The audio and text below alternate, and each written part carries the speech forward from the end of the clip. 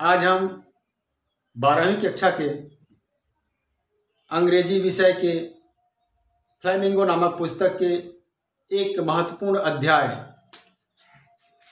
The last lesson के बारे में चर्चा करेंगे। The last lesson is written by Alphonse Daudet and he is a French novelist, short story writer. यह the last lesson नामक कहानी अल्फोंसे डौडेट नामक एक फ्रेंच उपन्यासकार कथाकार के द्वारा लिखी गई है और इस पाठ के माध्यम से लेखक यह बताने का प्रयास करता है कि अपनी भाषा सर्वश्रेष्ठ भाषा होती है। प्रत्येक इंसान को अपनी भाषा से प्यार करना चाहिए, अपनी भाषा से सानिध्य स्थापित करना चाहिए। इस कहानी को शुरू करने से पहले हम इसके पृष्ठभूमि पर एक नजर डालते हैं। 19 जुलाई 1870 को फ्रेंच प्रोसिया वार प्रारंभ हुआ था।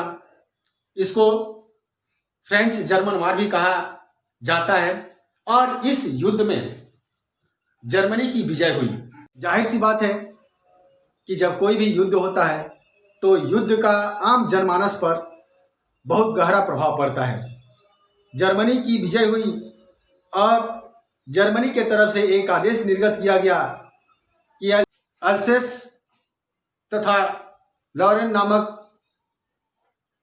राज्य में जिन विद्यालयों में फ्रेंच लैंग्वेज की पढ़ाई की जाती है वहां पर अब जर्मन भाषा पढ़ाई जाएगी। The writer of this lesson is going to reveal about the necessity of education, and he also wants to tell us that every person must respect their own language. Lesson taught by M. Hamel symbolizes the loss of language and loss of freedom for French. अब हम the last lesson नामक कहानी के मुख्य बिंदुओं पर चर्चा करते हैं। The leading characters of this lesson are the leading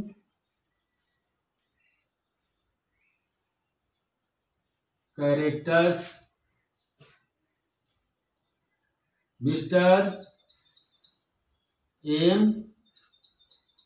Hamel, second French. These are two characters, Mr. M. Hamel and French, playing vital role in this lesson. Mr. M. Hamel is the teacher of French language in the school of Alsace and Lorraine, and French is the student of the same school.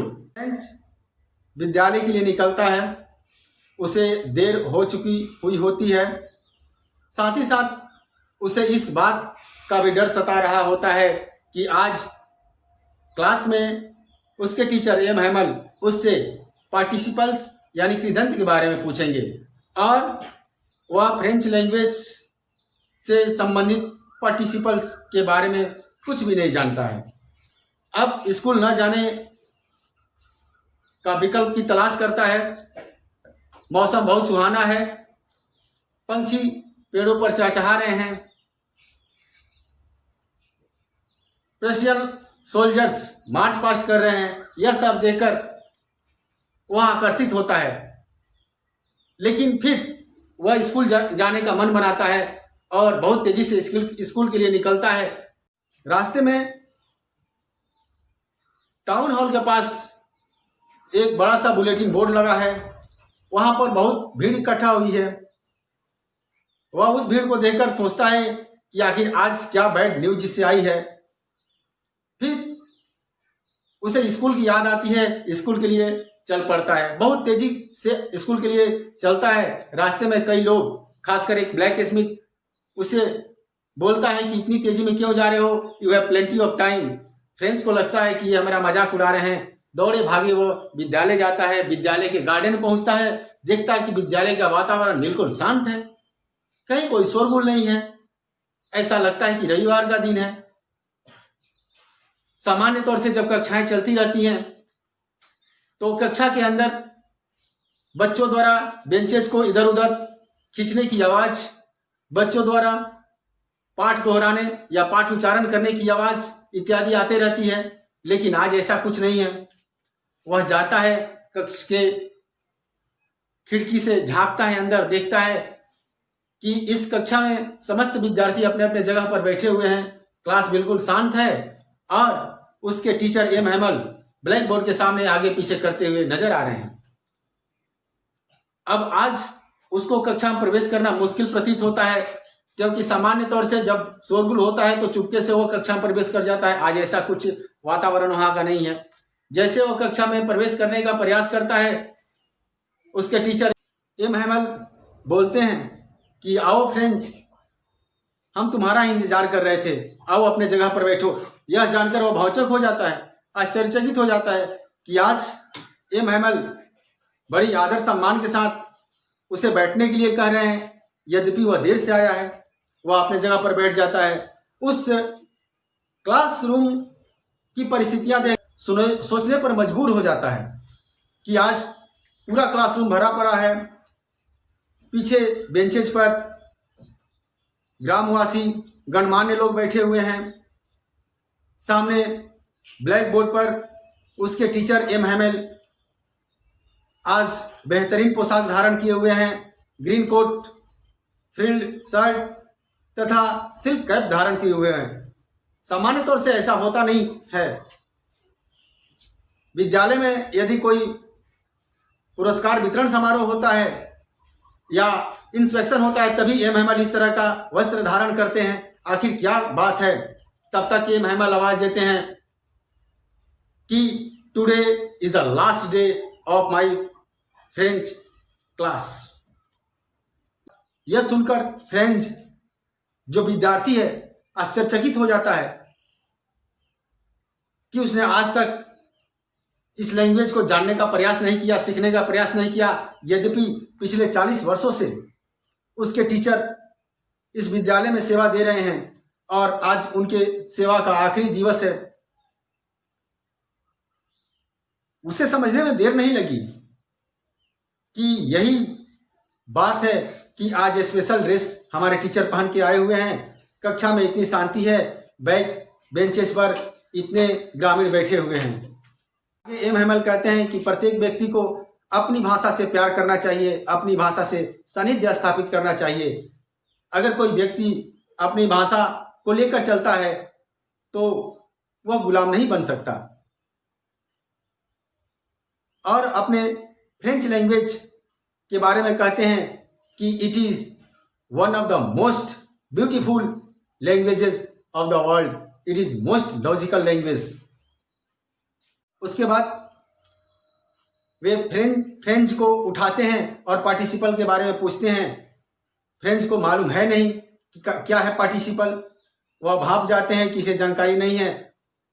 वे कहते हैं कि French, अगर तुम्हें participle नहीं आता है तो इसके लिए सिर्फ तुम ही दोषी नहीं हो, इसके लिए हम सब भी कसूरवार हैं और इसके लिए अभिभावक भी कसूरवार हैं, जो तुम्हें स्कूल न भेजने के बजाय कारखाने या अन्य जगह धनोपार्जन के लिए, मजदूरी करने के लिए भेजने का प्रयास करते हैं। मिस्टर एम हैमल अपने साथ लाए नोट बुक्स जिस पर लिखा रहता है फ्रांस अल्सेस को उस क्लासरूम में वितरण करते हैं। क्लासरूम में बिल्कुल सन्नाटा है, केवल स्क्रैचिंग ऑफ पेन्स की आवाज सुनाई देती है। फिर एम हैमल भावनापूर्ण दृष्टिकोण से उस विद्यालय के उस कक्ष के दीवार की तरफ देखते हैं, एक एक चीज को निहारते हैं, जैसे लगता है कि इन सारी चीज़ों से इनको कितना गहरा लगाव है। अपनी कक्षा की शुरुआत करते हैं, अपना पाठ समाप्त करते हैं। तब तक गिरजाघर की घंटी बजती है, प्रशियन सोल्जर्स के मार्च पास्ट की आवाज़ सुनाई देती है। 12 बज चुके होते हैं, कक्षा समाप्त करने का समय आ गया रहता है।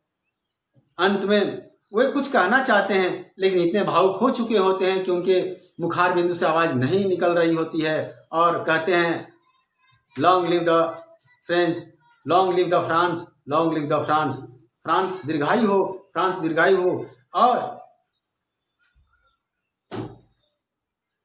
हैंड जेस्चर के द्वारा हाथों से इशारा करते हुए कहते हैं कि आज का क्लास समाप्त हुआ। And it is the end of the summary of this lesson. इस लेसन के माध्यम से लेखक इस बात से अवगत कराने का प्रयास करता है कि प्रत्येक व्यक्ति को अपनी भाषा से प्यार करना चाहिए, सम्मान करना चाहिए। बहुत बहुत धन्यवाद।